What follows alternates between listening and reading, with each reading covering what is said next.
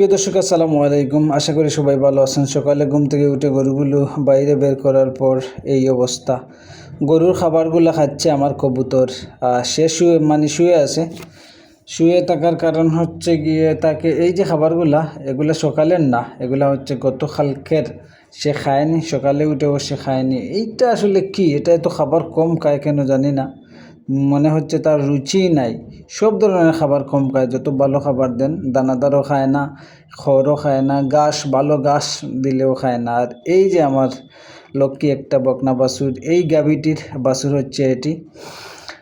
আর এই গাভীটি এখন সকালবেলা বাঁধা আছে, 10টার পর তাকে ছেড়ে দিব। এর আগে ছেড়ে দিলে সে 3টার আগে খেয়ে চলে আসবে, বাড়িতে এসে ঝামেলা করে। যত দেরিতে ছেড়ে দিব তত সন্ধ্যার আগে চলে আসবে, তারপর ঘরে ঢুকে বেঁধে দিব।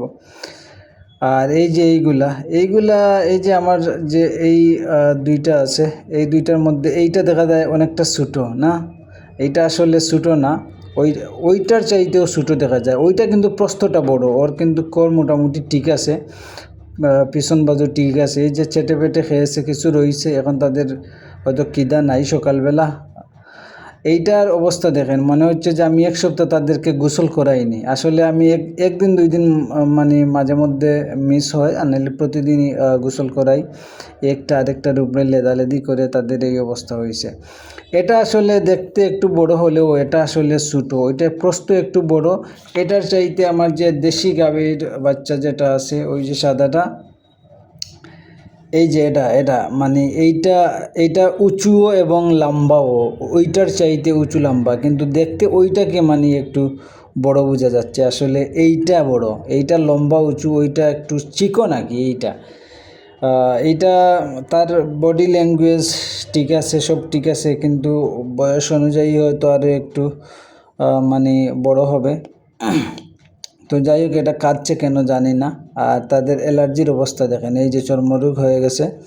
এই চর্মরোগের ওষুধ এখনও করাইনি, তাদেরকে মানে ওষুধ খাওয়াতে হবে। আমি আসলে খুবই ব্যস্ত সময় পার করতেছি।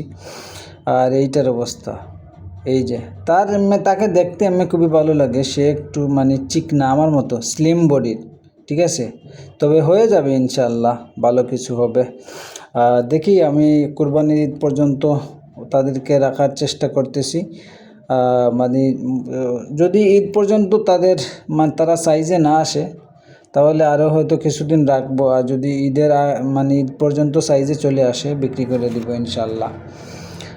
আর এই যে দেখেন, এখানে সকালবেলা বাঁধার কারণ হচ্ছে গড়ে আসলে জায়গা কম। সকালে উঠানে বেঁধে দিলে তারা একটু রেস্ট করে, আরাম করে, এই জন্য। আর কবুতরগুলোর অবস্থা দেখেন, এই যে কবুতর, মানে আমার এই গরুটার খাবার তারা খেয়ে ফেলতেছে। এখানে কিছু দানাদার আছে, মুরগ, হাঁস সবই আছে মোটামুটি।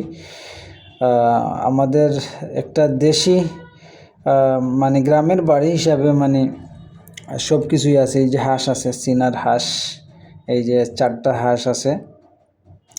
এই 4টা হাঁস, কিন্তু ওই যে আমাদের মুরগের ঘর। আর এই যে আমাদের উঠানটা, পুরো উঠানটা এই যে দেখেন।